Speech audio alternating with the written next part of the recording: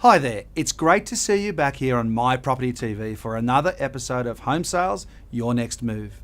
I'm Bradley Beer, and on this show I'll share my experience from over 20 years of investing and knowledge in the property industry. If you're an investor, buyer, or just want to keep up to date with the property scene in general, you'll find all you need to know on this show.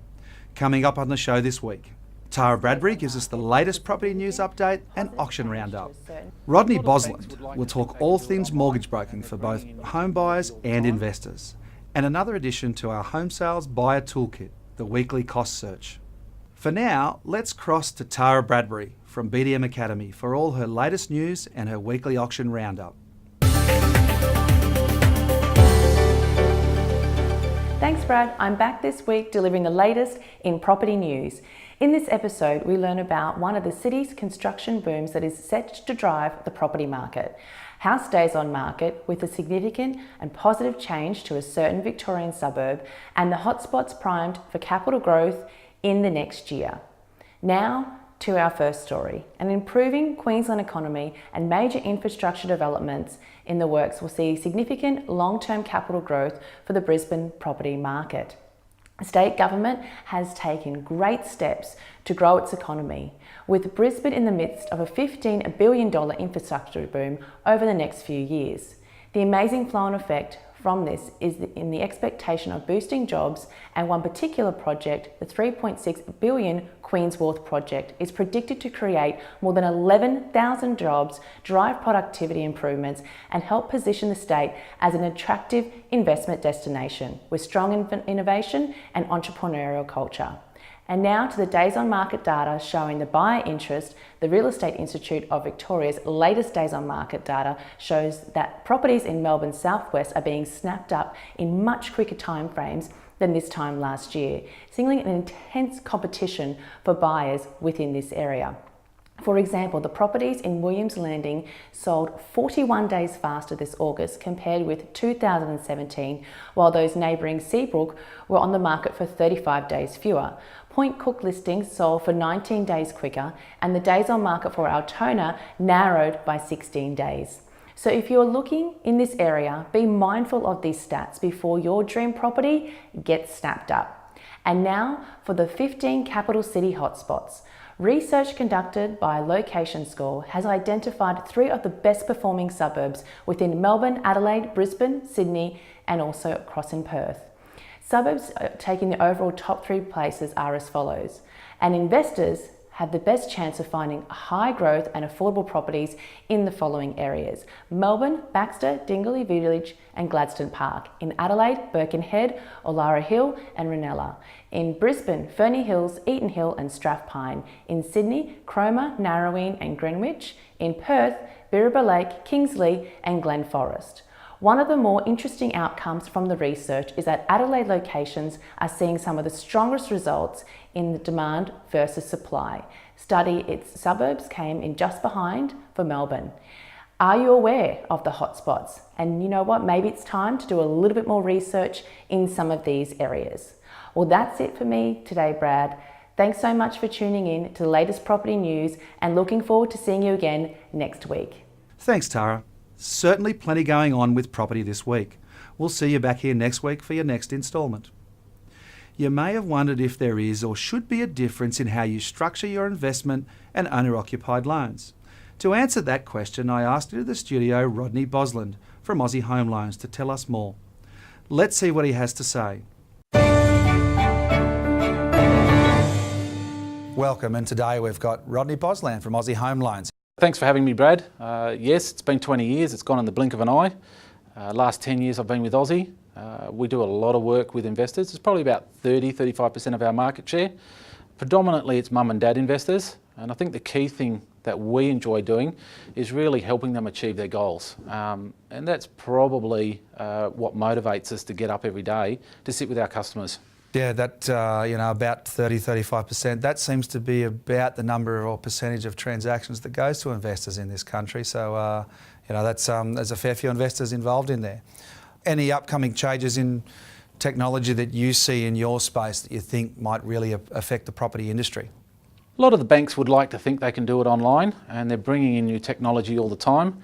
I think it's still very much a face-to-face interaction required, because a lot of people, they sit down at a barbecue and they hear of great stories of, oh, I made X amount of money, but they really don't know what they don't know, so they need to sit down and talk to people. So what we do is we sit down and really understand what their end goal is, whether that's over a 5, 10 or 15 year time frame, and then we work out and work backwards from there to see, okay, how do we get started and how we get to their end goal to achieve their financial position that they want to achieve by retirement. That comes down to the next, really a bit about the next question, with the key contacts that are involved in with someone who's trying to think about investing into property. Obviously the first one of those will be the mortgage broker, of course, but a little bit about where you fit in, I suppose, and some of the other key people that you get involved around potential new investors. I'll give you a bit of experience. Mine is I've bought and sold and built lots of properties. I've learnt from my own experience, and that's one thing that we can share with our customers all the time, is just talking about, okay, you're thinking about this, have you got the key contacts you need, like financial planners, like accountants, and we refer to those accountants and financial planners, quantity surveyors as well. Especially if you're going into investment, you want to get the best return possible. So we have those conversations with the customers at all time. One thing, technology-wise, we do virtual cards. So whilst we're talking and having the appointment, we'll actually send them the contact details. So they walk out with the contacts of the accountant, of the financial planner, of the quantity surveyor, the real estate agent, so that they get the best result. So they go out, they've come in as I don't know what I don't know, and they go out sometimes with their head pretty full of information, understanding, okay, I think we can do this, and that's, for us, key to success. Look, I think an important part of borrowing, as an investor myself, is structuring your loan properly as an investor. Can you give us a pretty quick rundown on some of the options and how the structuring goes for investment property purchases? That's a really hard question to answer, because it really depends. If you've got a mum and dad just buying one investment property, you could potentially just look at a basic loan and potentially look at P&I, because they want to pay it off by the end, so they have an income source. Whereas if you've got a professional investor, they might have 2, 3, 4, 5 properties. Interest only would work great if they've got an owner-occupier still.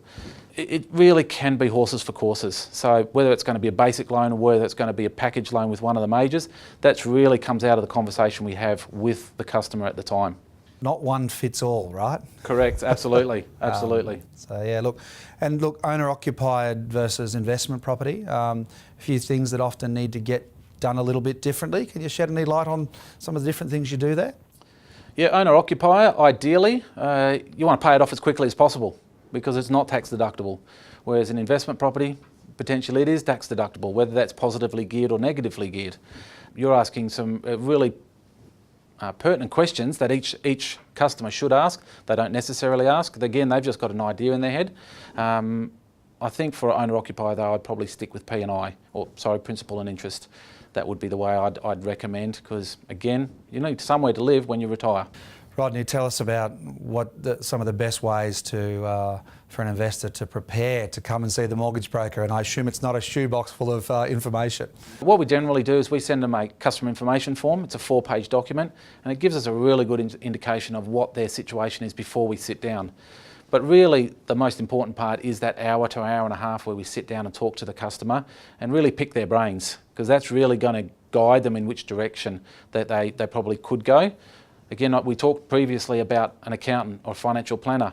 We share our experiences, and then we say, speak to your accountant and financial planner, because it's really those 3 groups, the mortgage broker, the financial planner and the accountant, that really determine the success of mums and dads going into investment properties. Where are the best places for purchasers or potential purchasers to compare things like interest rates, fees and charges with different loans? I guess I'm probably a bit biased, being a mortgage broker and having been in the mortgage broking industry for 20 odd years.